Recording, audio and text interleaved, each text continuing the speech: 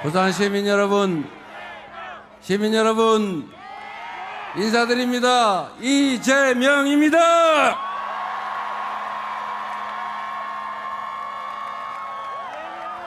시민 여러분, 정치를 왜 하겠습니까? 다 평화롭고 안전한 환경 속에서 잘 먹고 잘 살자고 하는 거 아닙니까?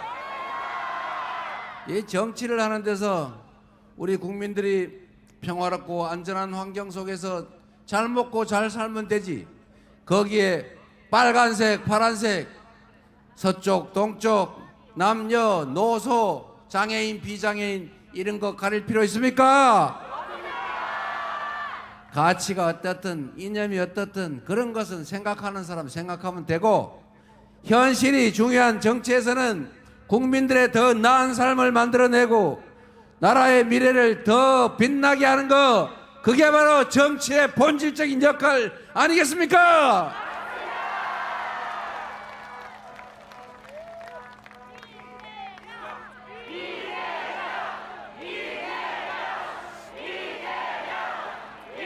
제가 조금 전에 피켓 맞는 걸 들어보면서 혹시나 싶어가지고 봤더니 뭘 하나 빼먹었던데요. 제가 해사법원도 유치한다고 하지 않았습니까? 뭐 인천에 해야지 부산에 하느냐 그러는데, 앞으로 해양 물류 산업이 발전하면 관련 사건이 얼마나 많을 텐데 꼭 우리나라에 해사법원 한 개만 해가지고 되겠어요? 둘 다 하면 되죠. 맞지 않습니까? 이재명은 불가능한, 할 수 없는 약속을 하지 않습니다.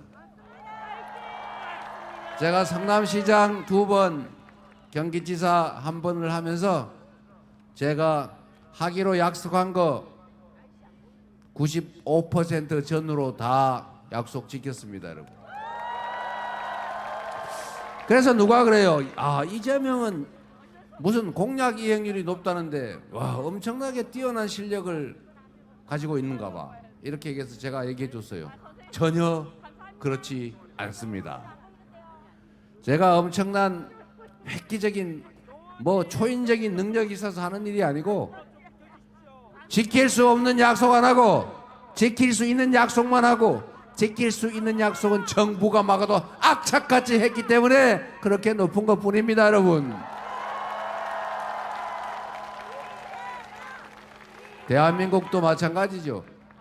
부산도 제가 말씀드리지만 국가 정책이란 내년, 2년 후, 3년 후 그것도 중요하죠. 그러나 장기 국가 발전 계획이 있어야 될 것 아닙니까? 국가 계획에 있어서 10년, 20년은 결코 긴 시간이 아닙니다. 이재명 시장이 성남시장 처음 당선됐을 때가 빚이 5천억이니 7천억이니 그랬는데 딱 8년 만에 전국에서 가장 살만한 도시로 완전히 바뀌지 않았습니까? 도시 기본 계획을 해도 10년, 20년 후 계획을 해요. 부산이 앞으로 먹고 살 길을 찾아야 되는데 그동안에 잘해왔지만 이제 한계에 다다랐지 않습니까? 지구온난화로 북극이 녹고 있어요. 미국이 그린란드를 무력 침공을 하겠다, 돈 줄 테니 팔아라, 그러는 이유가 뭐 같습니까? 북극 항로 시대를 대비하는 것입니다, 여러분. 지금도 이미 북극 항로로 배가 다녀요. 점점 항행 가능 일수가 늘어나고 있고, 앞으로 10년 이내 30년대 중반이면 북극 항로가 활성화될 겁니다. 10년, 15년 후를 내다보지 않으면 그때 가서 준비하면 이미 중국 업체, 일본 업체가 전부 다 차지하고 난 다음에 숟가락 들고 달려들면 누가 기회를 줍니까, 여러분? 지금부터 준비해야 됩니다, 여러분. 여러분, 누가 그거 아직 멀었는데 이런 소리 하고 있던데, 멀기는 뭐가 뭡니까? 바로 눈앞입니다. 지금부터 준비해야 10년, 15년 후에 그 북극 항로 시대를 대비할 수가 있어요. 그래서 여러분, 북극 항로를 대비해서 대한민국의 해양산업, 수산산업, 북극 항로를 키우기 위해서 제가 약속하지 않습니까? 해수부를 유일하게 정부 부처 중에 다 모여 있어야 되지만 해수부는 반드시 부산으로 신속하게 옮긴다고 하지 않습니까, 여러분? 해수부만 가지고 부족하지요. 관련 해운 회사들이 와야죠. 전 세계 10대 해운 회사 중에 8개가 항구 도시에 있어요. 항구 도시가 아닌 그 내지 육지에 있는 건 두 곳밖에 없습니다, 여러분. 대한민국도 해상 근무 인원이 훨씬 많다고 하잖아요. 육지 근무 인원보다 해상 근무 인원이 많고, HMM 제가 얘기하지 않습니까? 이 HMM이라는 제일 큰 회사를 대한민국 정부 지분이 70%가 넘어요. 정부 정책으로 하고 근로자들, 노동자들 설득해서 동의받고 끝까지 동의 안 하면 그냥 해야지 어떡하겠습니까, 여러분?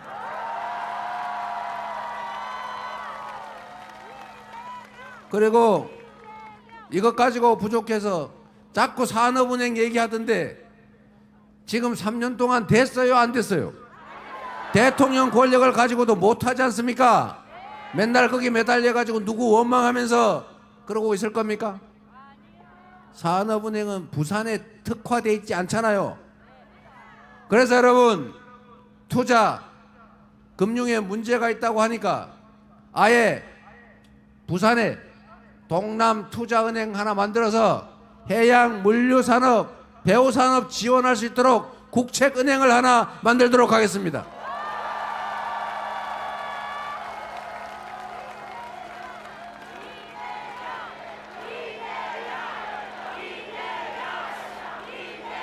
혹시 워낙 남의 발목 잡기 좋아하고 뭐든지 얘기만 하면 그건 이래서 안 되고 그건 저래서 안 되고 이런 얘기하는 집단이 있죠.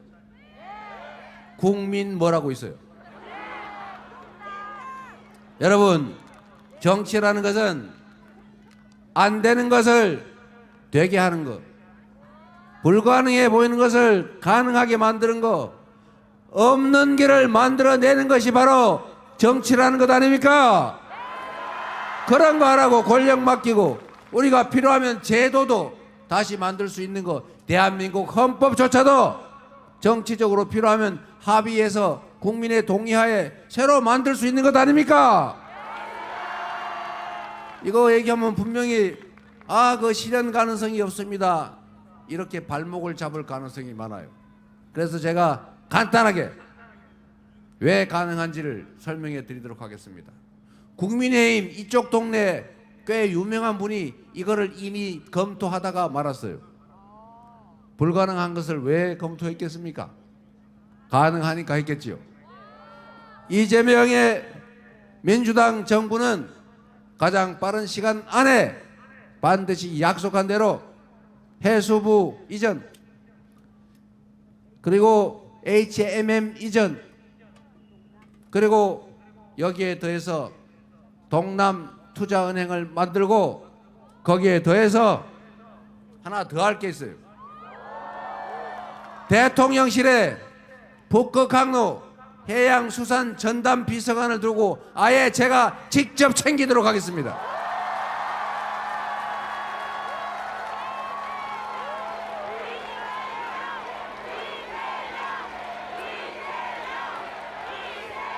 그리고 여러분, 제가 부산 시민들 표를 얻기만 하겠다는 목적으로 이런 얘기를 하는 게 아닙니다. 부산은 대한민국 제2의 수도 아닙니까? 그리고 국토는 균형 발전을 해야 돼요.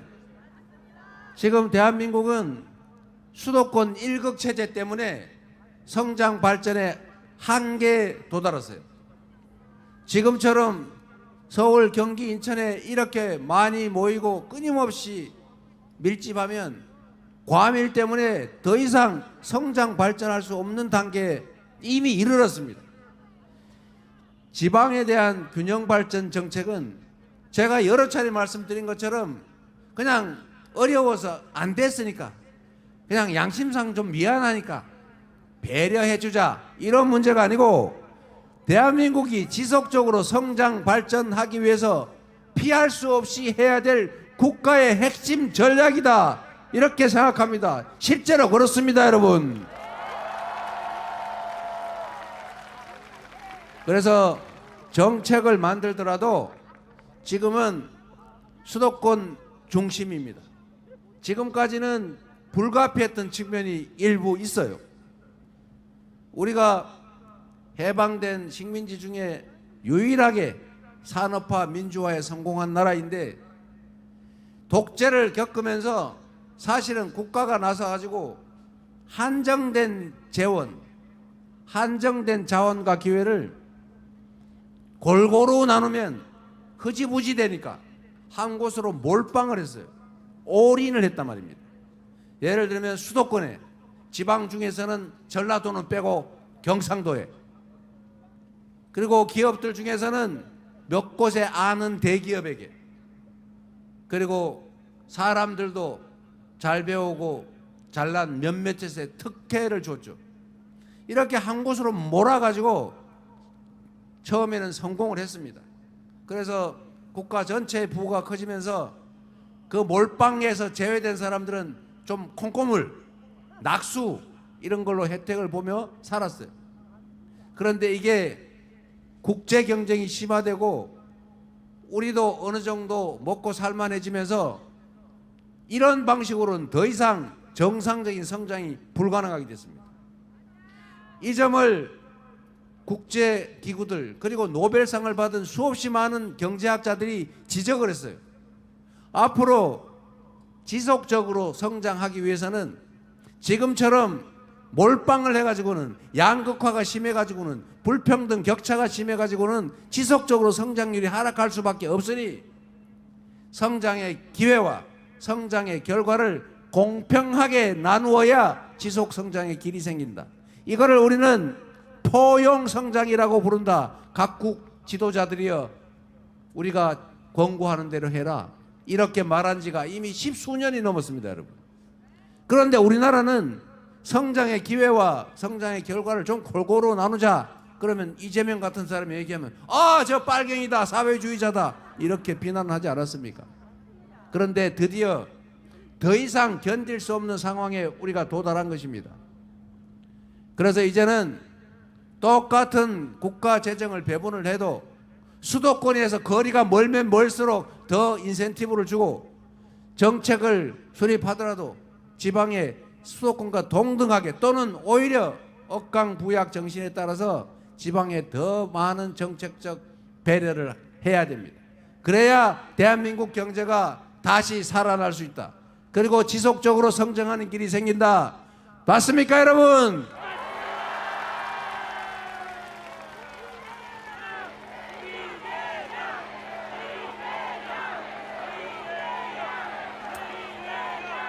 그래서 부산에도, 광주에도, 대전에도, 저기 강원도에도 길이 생기는 것입니다. 반드시 그 길로 우리가 가야 합니다. 그리고 또 한 가지 중요한 게 있습니다, 여러분. 앞으로는 기후위기 때문에 재생에너지로 생산하지 않는 제품은 사지 않는다. 이걸 뭐라고요?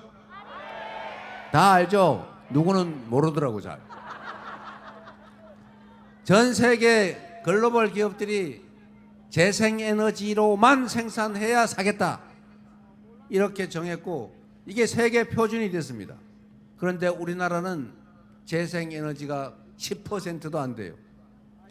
지난 3년 동안 사실은 재생에너지 산업을 육성을 해가지고 국내 재생에너지를 대대적으로 키웠어야 되는데, 반대로 전문인 수사를 하느라고 태양광 관련 업체, 재생에너지 관련 업체를 혹시 좌파 정권이 해먹지 않았을까라고 해가지고 대대적으로 수사를 하는 바람에 이 관련 업체들이 엄청나게 피해를 입고 싹 죽어버렸어요, 여러분. 그래서 대한민국의 재생에너지 산업이 성장을 하지 못했어요. 지금 어떻게 되느냐? 기업들이 장기 공급 계약을 하려면 그 글로벌 기업들이 물어봐요. 앞으로 그러면 10년 후에는 당신은 재생에너지를 어디서 조달할 겁니까? 그때는 80%, 앞으로 15년 후에는 완전 100% 해야 되는데 어디서 재생에너지 만들어서 우리한테 공급할 거예요? 그러니까 할 말이 없잖아요. 그래서 이 장기 공급 계약이 잘 안 된답니다. 국내에 재생에너지 공급이 장기 계획이 없으니까 생산 기반을, 생산 기지, 즉 공장을 해외로 옮기고 있어요.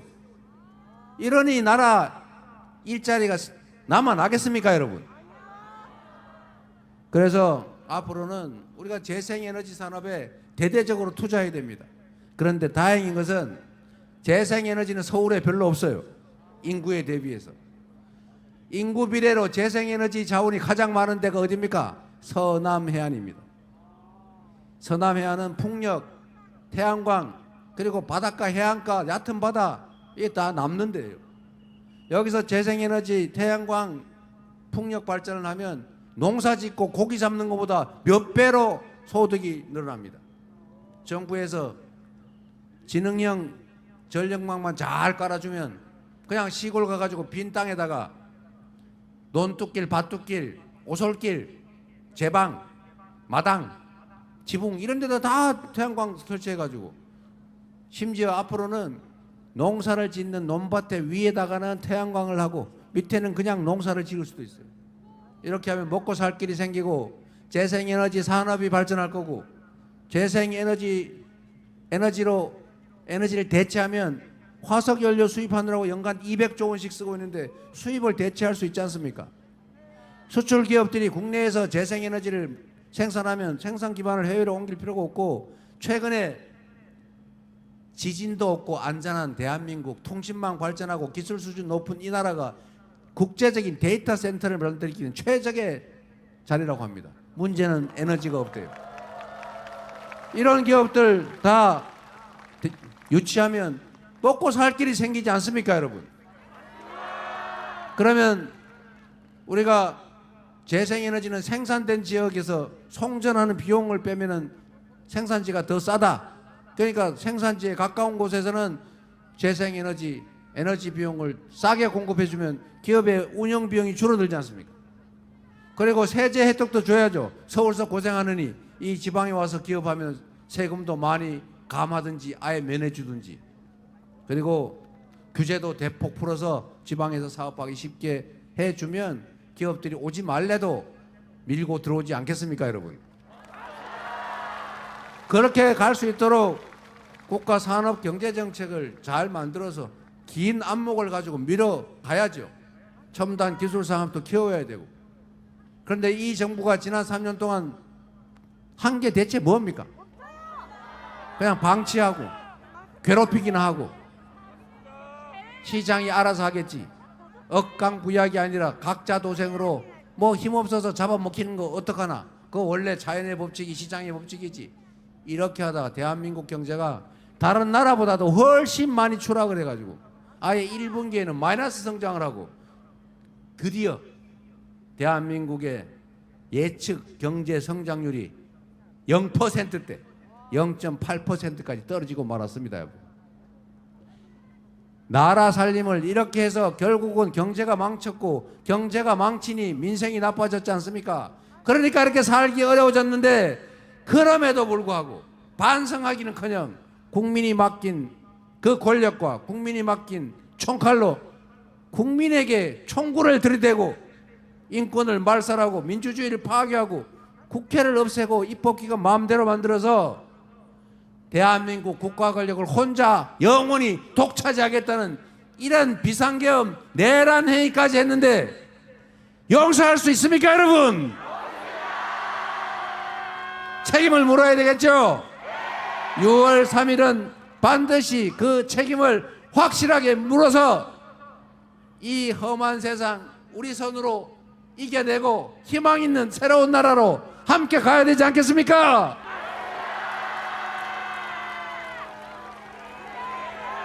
이재명!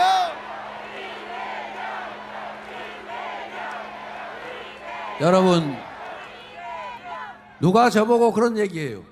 경제를 어떻게 살릴 건데? 어떻게 믿어? 독재할 거지?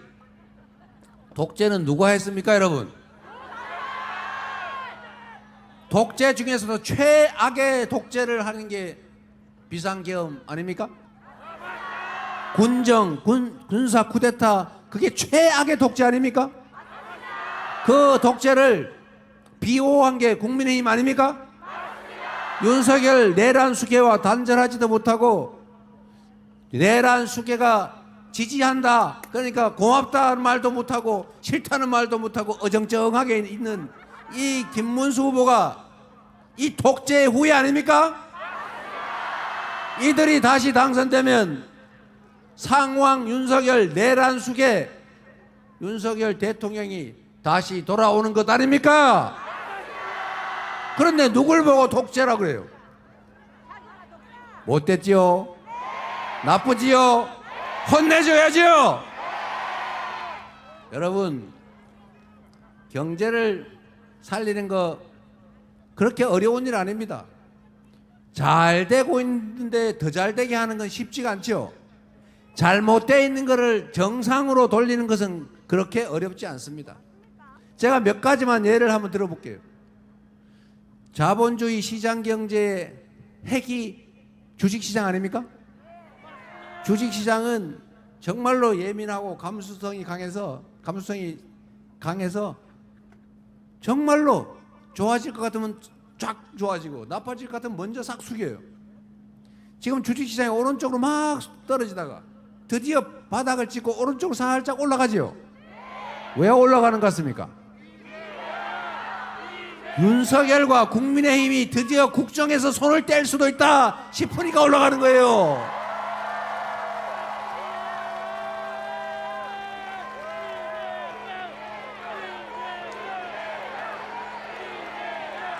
주식시장이, 우리나라 주식시장이 전 세계에서 후진국, 개발도상국보다 주가가 낮아요. 왜 그럴까? 지금 개발도상국 수준의 소위 주가 순자산 비율이나 순이익 비율을 맞추면 지금도 한 두세 배는 오를 수 있다는 겁니다. 그런데 왜 못 오르냐? 이유가 딱 단순해요. 주식시장에 투자를 하려다 보니까 누가 자꾸 주가 조작을 해가지고 돈을 뽑아간단 말이에요. 뽑아가는 게 있으면 국가가 나서서 규칙을 어겨서는 돈을 벌 수 없다, 규칙을 지켰다고 손해보지 않게 하겠다, 당연히 이 직무를 해야 될 것 아닙니까? 주가 조작한 인간들 잡아서 엄중하게 조사하고 감옥 보내고 주가 조작으로 얻은 것 그 이상의 벌금을 매겨가지고 다 회수하면 주식시장이 이렇게 되겠습니까? 이것만 하는 게 아닙니다. 이 대한민국 주식시장은, 대한민국 회사는 희한해가지고 우리가 암소를 샀으면 암소가 낳은 송아지 누구 겁니까? 내 거죠? 그런데 이 나라는 암소를 사가지고 가지고 있다가 송아지를 낳으면 송아지 주인이 남이래요. 회사가 멀쩡하게 했는데 이걸 쪼개가지고 자회사를 만들거나 이래가지고 상장을 하면 그 회사는 종전 주주의 것이 아니랍니다. 이런 법이 세상에 어디 있어요? 얘 주식하는 사람이 별로 없는 모양이네요. 반응이 없는 거 보니까. 와, 공감을 해야 되는데. 근데 여러분, 지금 이러고 있지 않습니까? 이런데 어떻게 우량주를 장기 투자합니까? 차라리 미국 장으로, 유럽 장으로 가는 게 머리 좋은 거다. 국장, 국내 시장 탈출은 지능순, 이런 얘기 해가면서 젊은이들이 해외로 빠져나가잖아요. 그러니까 이걸 정상화하면 또 주가가 정상화되지 않겠습니까? 상법을 개정해가지고 그런 짓 못하게 만들어서 우리가 국회에서 열심히 통과시켜놨더니 처음에 상법 개정하겠다고 설레발은 열심히 풀었던 그 국민의힘이 거부권 행사하라고 건의를 해가지고 그 권한 대행들이 거부권 행사해서 없어져 버렸잖아요. 우리 민주당이 집권을 하면 이재명이 거부권을 행사하는 게 아니라 지금보다 훨씬 더 공정하고 센 상법 개정안 만들어서 오라고 시켜가지고 얼른 사인해버리겠습니다.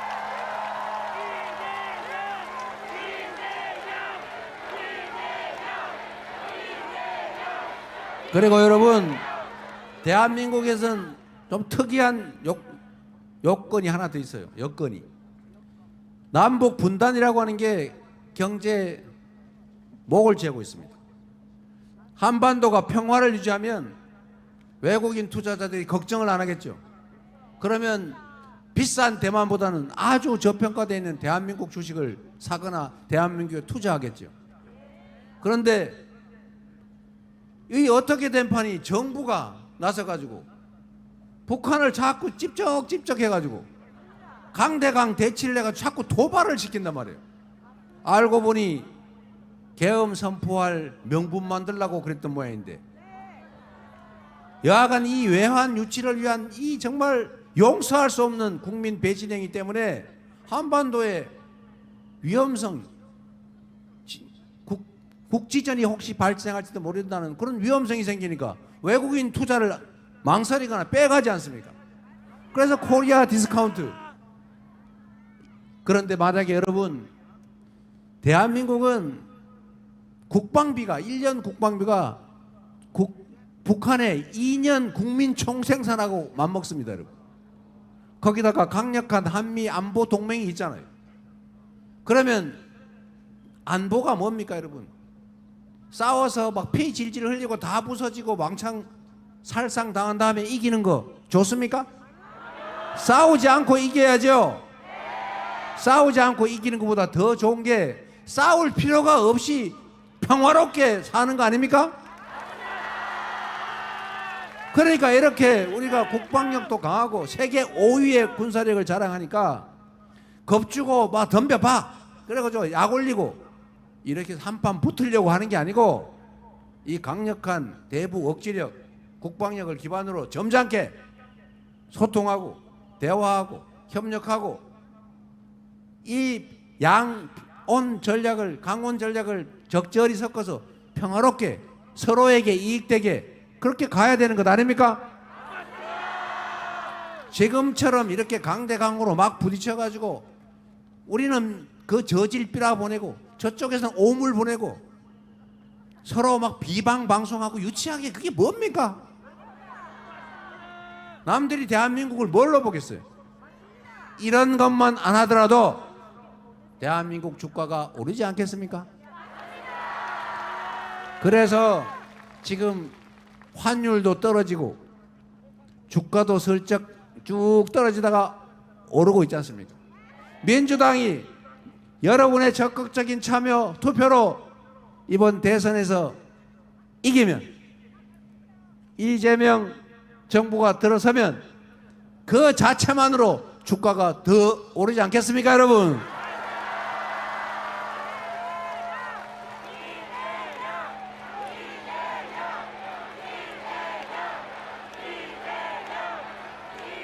그리고 여러분,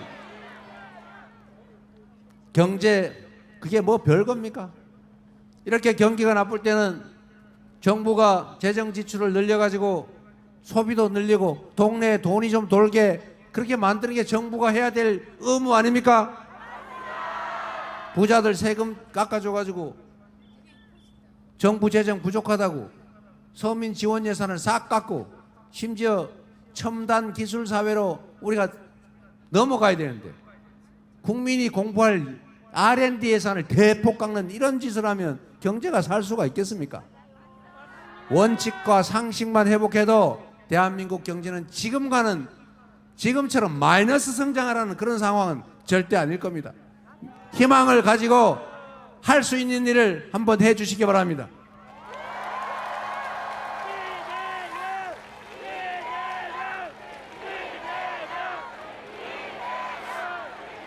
그리고 여러분, 정치는 우리 이 위대한 국민들의 역량을 하나로 모아서 모두가 함께 잘 사는 더 나은 세상을 만드는 것 아닙니까?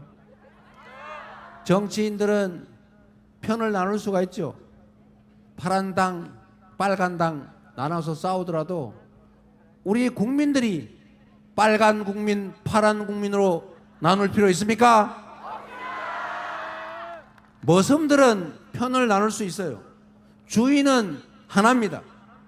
머슴들 빨간 모습이 잘하면 상 주고 파란 모습이 잘하면 거기다 상 주고 그러면 더 잘하는 쪽에 더 많이 주고 그런데 영 아니다 싶으면 혼내고 진짜 아니면 자르고 이렇게 해서 잘하기 경쟁을 해야 진짜 정치가 되는 것 아닙니까? 유능하고 국민에게 충직한 국민의 대리인 정치인이라면 편 가를 필요가 없어요. 잘해서 인정받으면 되지 않습니까? 빨간 옷 입었든 파란 옷 입었든 국민을 더 잘 살게 하고 더 안전하게 하고 더 평화로운 나라를 만들면 지지하고 응원하고 다음에 기회를 또 주지 않겠습니까? 그래서 여러분 편 가르는 정치인 자기들은 편이 있더라도 국민을 편을 갈라서 남자 여자 노인 어린이 청년 동쪽 서쪽 장애인 비장애인 이런 식으로 편가리해서 한쪽 편먹고 다른 쪽 괴롭히면서 능력도 없이 충정도 없이 실적도 없이 권력을 유지하려는 그런 못된 잘못된 부족한 정치 집단을 반드시 펴로서 응징해 주시기 바랍니다. 그게 바로 6월 3일 대통령 선거 아니겠습니까? 대통령은 국민을 통합해야 되는 존재입니다. 대통령은 한쪽 편을 들어서 대통령이 되었을지라도 대통령이 된 순간부터는 모든 국민을 대표해야죠.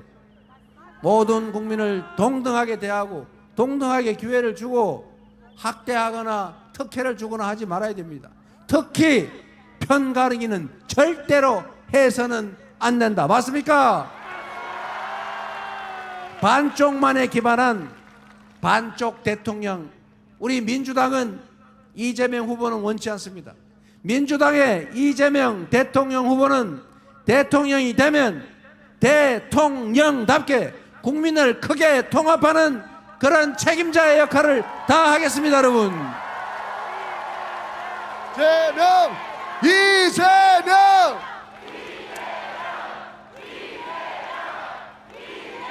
그리고 이제 정리해야 되겠는데 여러분, 제가 꽤 예측을 잘하는 사람입니다. 남들이 다 무슨 뭐 망상이니 선동이니 정신 나갔느니 그랬지만 제가 정확하게 계엄할 거다 얘기했지 않습니까? 불행하게도 맞췄지요. 제가 저번에 그런 얘기도 했습니다. 평소에는 반국민적인, 반민주적인, 반국가적인 행위로 해서는 안 될 짓만 골라서 하다가 꼭 선거 때만 되면 떼지어가지고 큰절하면서 잘못했습니다, 한 번만 봐주세요 이러는 집단이 있다고 했지 않습니까? 이번에도 제가 2월 16일 날 예언을 했죠. 예언은 좀 그렇고 예측을 100일 안에 윤석열을 부정하고 그리고 분명히 큰절하면서 또 다닐 거다. 요새 큰절하고 다닙니까 안 다닙니까? 또 큰절하고 다니고 있어요. 그 진심이면 모르겠는데 선거 때마다 사고 쳐놓고는 표 달라고 큰절하면서 이번에는 안 그럴게요, 다시는 안 그럴게요 그래놓고는 다시 또 해요. 이번에는 속지 말아야 되겠죠? 그리고 제가 하나 더 한 게 있어요. 이준석 후보하고 김문수 후보하고 내란 단일화를 할 거다. 선거 전날까지라도 반드시 할 거다. 그런데 아직 안 하고 있네요. 그런데 여러분, 저는 할 거라고 봅니다. 한번 지켜보시죠.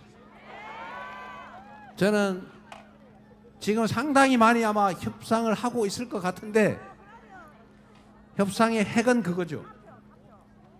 선거 비용 누가 담당할 거냐, 당권 어떻게 할 거냐. 그런데 서로 이해관계가 잘 안 맞지요. 노리는 사람이 너무 많죠. 그리고 또 하나 있어요. 당장 합당을 해야 비용 문제를 해결하는데 각서를 써줘도 지킬까 말까 한데 선거 끝나고 안 지키면 어떡합니까? 토사구팽. 이거 한번 겪어본 일 있죠? 이걸 어떻게 그러면 확실하게 할 거냐.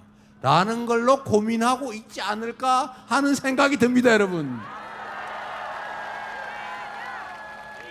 여러분, 어떤 일이 벌어져도 절대로 김문수가 대통령이 되어서는 안 됩니다.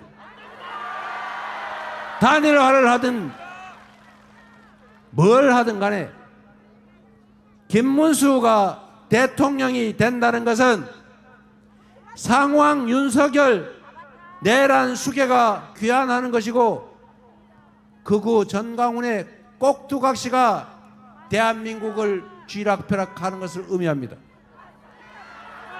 단 한 표든 10표든 반드시 이겨서 내란 세력을 심판하고 민주주의를 회복하고 이 나라 주인이 국민이라는 점을 반드시 여러분의 손으로 증명해야 합니다. 이번 대선은 이 나라의 운명이, 여러분의 미래가, 우리 자녀들의 인생이 통째로 걸려있는 역사적인 분수령입니다. 이재명이 되느냐 김문수가 되느냐가 아니라 망할 것이냐 흥할 것이냐, 과거로 되돌아가서 영원히 퇴락해서 군사 쿠데타가 빈발하는 후진국으로 전락할 것인지 다시 회복해서 전 세계에 선망받는 선도적인 대한민국으로 거듭날 것이냐, 이게 결정되는 역사적인 대회전입니다. 부산 시민 여러분들이 한 표도 포기하지 말고 이 역사적인 순간에 역사를 바로잡는 군사 쿠데타를 극복하는, 민주주의를 회복하는 그 주역이 되어 주실 것을 간곡히 호소드립니다. 감사합니다. 반드시 이깁시다. 반드시 승리합니다. 이재명 대통령 후보였습니다.